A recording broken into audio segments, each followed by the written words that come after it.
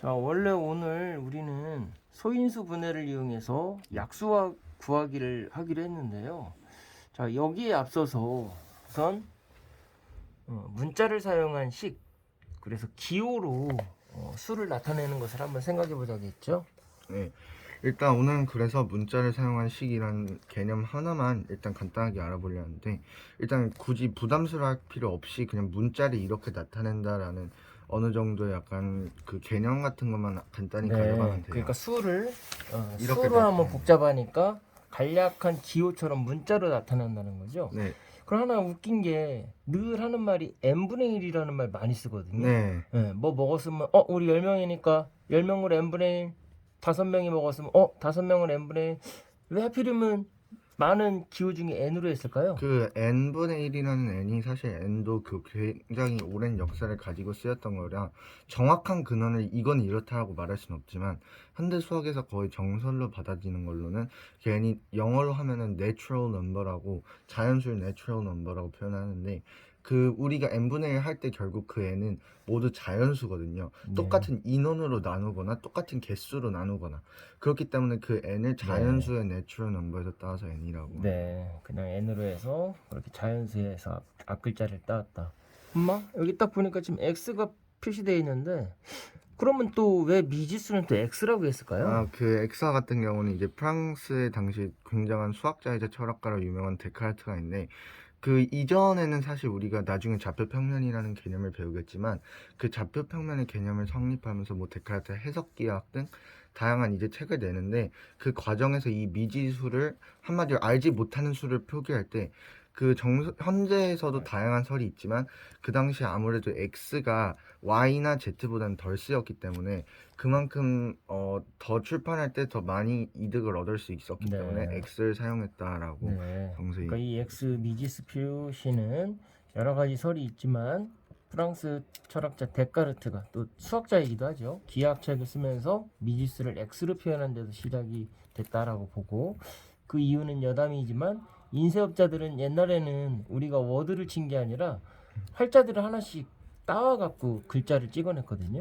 그때 x라는 글자는 잘 안 쓰여서 그 인쇄업자들이 x 많이 남는 걸로 활용했다. 이렇게 그냥 이해하면 되겠네요. 네.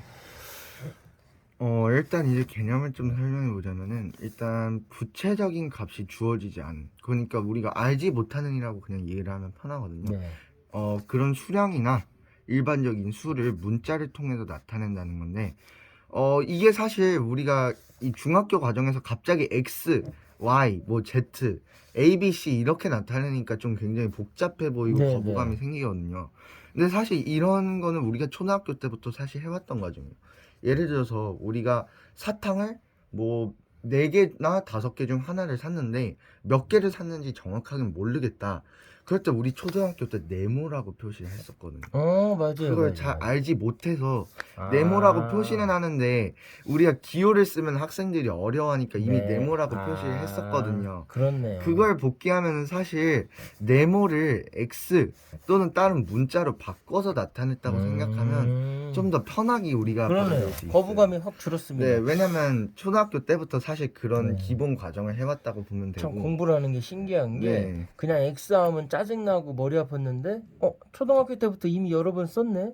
네모로 그거를 조금 이제 성숙하게 기호로 표시했다. 이렇게 이해를 하니까 짜증이 확 줄어듭니다. 네. 그리고 이제 문자를 사용하는 식세우기인데, 이 부분이 사실 1학년 이제 1학기 과정에서 제일 키포인트예요, 사실. 네. 여기선 되게 간단하게 나와 있는데, 나중에 뭐 1차 방정식, 1차 방정식을 활용할 건데, 그때 결국 가장 중요한 거는 내가 예를 들어서 어떤 문장이 있으면은 그걸 수식으로 우리가 직접 나타내서 쓸 수 있어야 되는데, 네. 그걸 위해서 이게 굉장히 중요하거든요. 근데 여기서 보면은 문제의 뜻을 파악하여 수량 사이의 관계를 찾는다라고 나타나 있는데, 이 문제의 뜻을 파악하라는 건 결국 그 문장을 해석하라는 말과 똑같은 거예요. 이게 어떤 뜻인가, 그걸 자기 스스로 파악을 하고, 그걸 이제 x 또는 y라고 미지수를 둬서 얘네끼리 관계를 먼저 찾는다는 거예요. 네. 예를 들어서 여기 보면은 사탕 한 개에 100원일 때 하나를 내면 100원이고 두 개를 내면 총 지불 금액은 200원인 거고 네. 세 개를 내면 뭐 300원을 낼 것이고. 네. 근데 여기서 알 수 있는 거는 얘네끼리 관계를 알 수 있다는 거예요. 네. 개수와 지불 금액의 관계와 같은 그렇죠. 경우는 항상 우리가 낸 개수만큼의 100배가 지불 금액이라는 관계를 알 수 있는 것이고, 그렇게 관계를 우리가 직접 찾아냈다면은 이제는 문자를 사용해서 그 식을 세운다는 거예요. 예를 들어서 아까는 문자를 사용하지 않고 단순히 지불 금액이 이제 산 개수 곱하기 100이라고 표현을 했는데, 여기서 지불 금액이라는 말을 쓰지 않더라도 지불 금액은 뭐 100 곱하기 x, 네. 직접 아예 이제는 100 곱하기 x 이렇게 표시하는 습관을 좀 들이고 이렇게 쓸 수 있어야 한다는 건데요. 근데 이 항상 학생들이 이 부분을 어려워하는 이유가 자꾸 먼저 식을 그냥 처음부터 쓰려고 하는 건데, 먼저 얘네끼리 어떤 관계가 있을까라고 찾아보면 훨씬 쉽다는 걸 알려드리고 싶습니다. 알겠습니다. 자, 오늘은 그래도 6분으로 좀 짧게 나왔네요. 네. 저번에 네. 20분 나와서 우리 목표는 항상 5분과 3분에 끝나야 하는데, 앞으로 핵심 포인트를 꼭 집어서 개념과 예시, 그 다음에 예제 이렇게 3단계로 5분 안에 끝나도록 하겠습니다. 자, 우리 먼저 하기 전에 오늘 문자를 사용을 왜 했는지 n분의 1이라는 말도 생각해봤고, 미지수 x에 대해서도 생각해봤고, 그 다음에 우리가 이미 초등학교 때 네모칸으로 채워넣기로 사용했었다. 그리고 이 문자를 사용하는 것은 문제의 뜻을 파악해서 수량 사이의 관계를 찾는 게 더 중요하다. 이렇게 이해를 했습니다. 자, 우선 공부가 이해를 하니까 짜증도 안 나고 네. 조금씩 흥미가 일어나는 것 같습니다. 자, 오늘도 수고하셨습니다. 수고하셨습니다. 네.